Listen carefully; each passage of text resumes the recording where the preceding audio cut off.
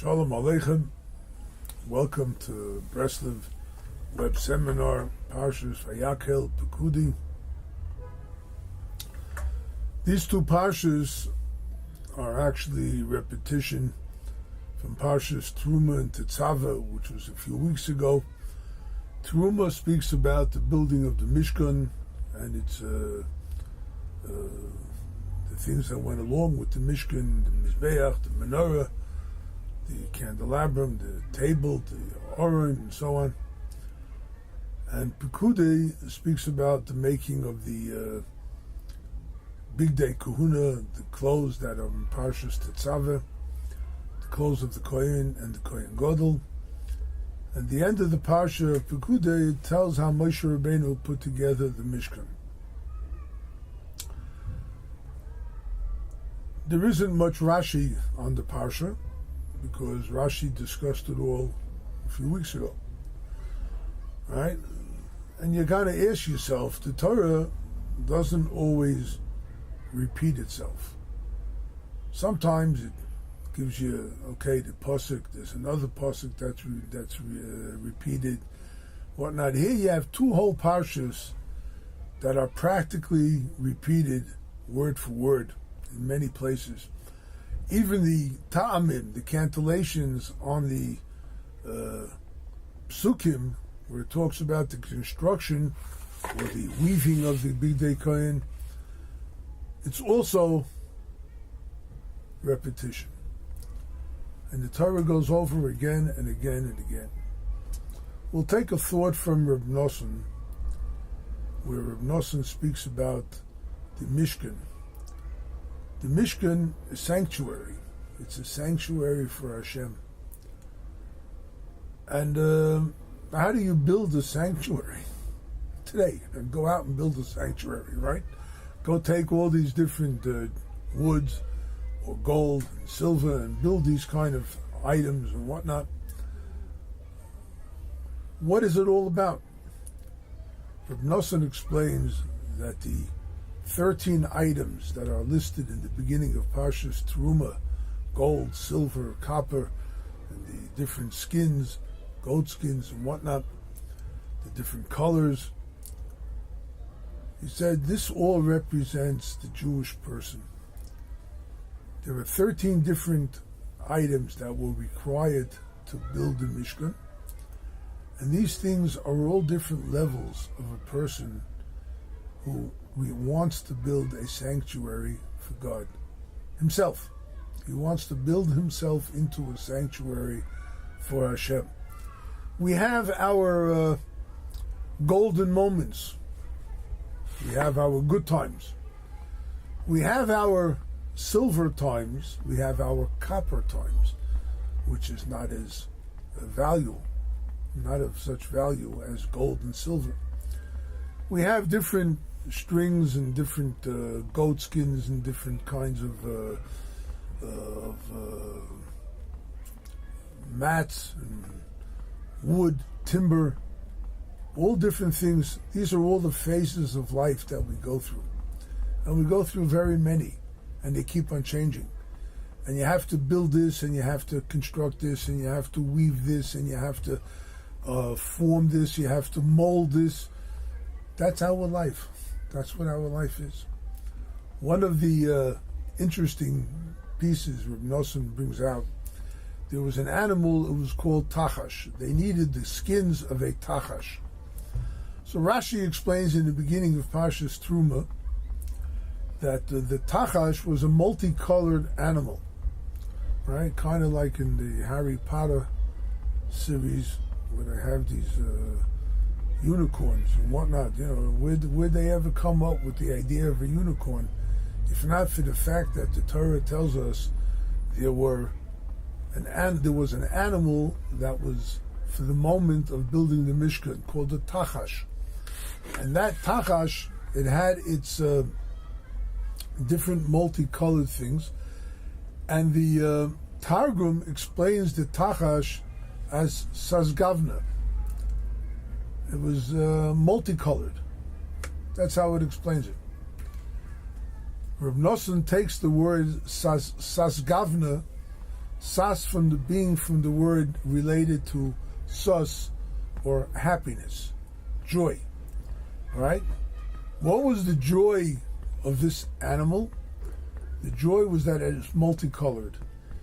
He knew that he was multicolored. He knew that he had all different variances to him, and all different variants. He was this way, he was that way, and all the different things that were happening, but he managed to find joy in every single facet of his life. That's the beauty of this multicolored animal. That is the real beauty of the Jewish soul. The multicolored person that I am. I go through phases. I go through depression. I go through anger. I have patience. I have arrogance. I have modesty. I have times where I'm humble, times where I go beyond my measures, whatever it is that I can do. The beauty of it is I recognize what I am. I recognize who I am. And I live with me, and I do what I can to bring out the best of me. I'm multicolored. Yes, sometimes I'm gold, silver, right? Sometimes I'm just a rig, just a skin, just a sack of bones, right? That's what I am. But I'm happy with what I do. I make the best of every moment that I have. I make it the best of whatever I've done to say thank you, Hashem, for giving me what you gave me, for letting me be who I am, for letting me have the strengths and recognize the weaknesses that I have in order to be able to fulfill in life. When I have that, then I can understand why there's a repeat of the building of the sanctuary, why there's a repeat of the clothes, the way I adorn myself, right? Because we all are multifaceted people. We're all multifaceted. We put on a happy face sometimes when we don't feel like it. These are the clothes we dress up in. We can be the priest, we can be the high priest. But we dress ourselves up. We go out and we present our face. This is who I am. Am I honest with myself? Am I really honest? Is this really who I am? Is this really the best I can do? And so on and so forth.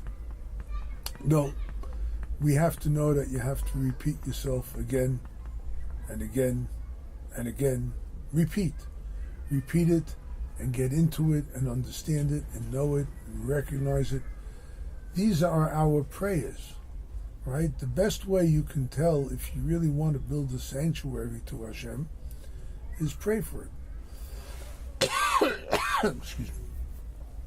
You pray to Hashem and you give forth. At this point, you put a lot of kavanah, a lot of thought into your prayers. At this point, well, you didn't do that well at this time. At this word, something came up, some emotion was felt. At this point, not too much, and so on. But there are different levels within each of us. And each of us, if we put ourselves forward to recognize that Hashem is there for us, Hashem wants us, Hashem is open to us. After all, why was the sanctuary built?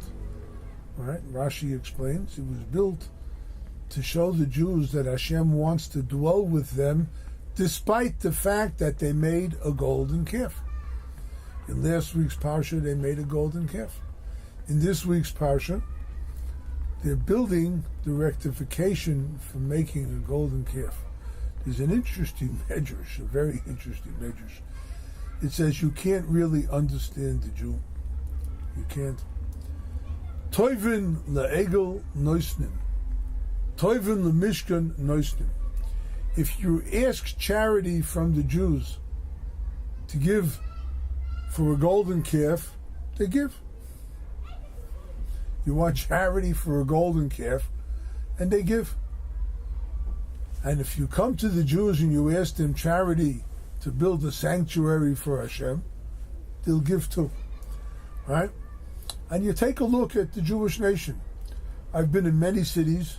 Wherever I've been, there's a Jewish hospital, a Mount Sinai hospital, something that definitely Jewish, decidedly Jewish. The Jews were here to build these hospitals and whatnot.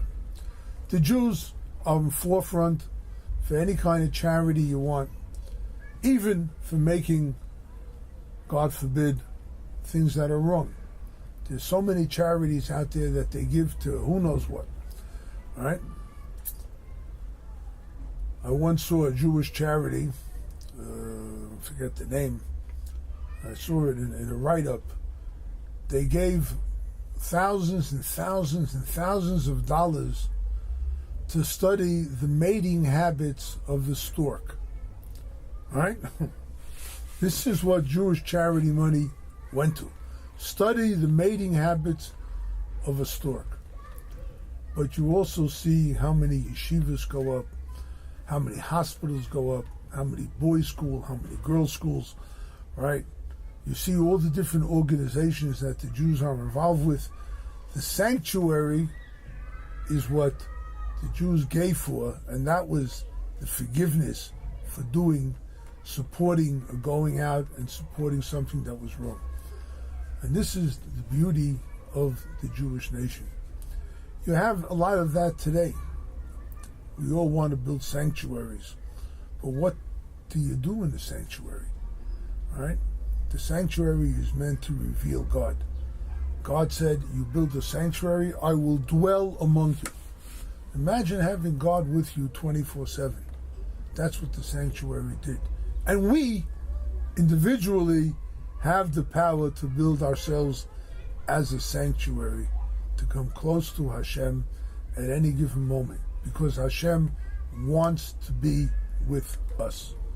Hashem wants to dwell with us. Hashem wants to say, here I am, come close to me. Here you are, I am close to you, because no matter where Hashem is, the Pasuk says in Tehillim, Im esak shomayim sham ata. If I go up to heaven, you're there. Va'atziyah she'oil. If I descend to the lowest depths, hineka. You're right here next to me. Because we say in the Kedusha, we say in the Davening, Maloi chol ha'aretz kavoidoi. The world is filled with the glory of Hashem. The honor of Hashem is with us all times. Hashem is always there with us. Right? And we could do it. We build. So now is the time, especially, it's almost Pesach, now is the time to give charity. There are many poor families that really don't have for Pesach.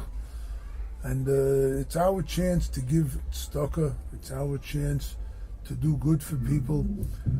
The Medrash tells that Rabbi Yochanan ben Zakkai is an always the Reb Nosson,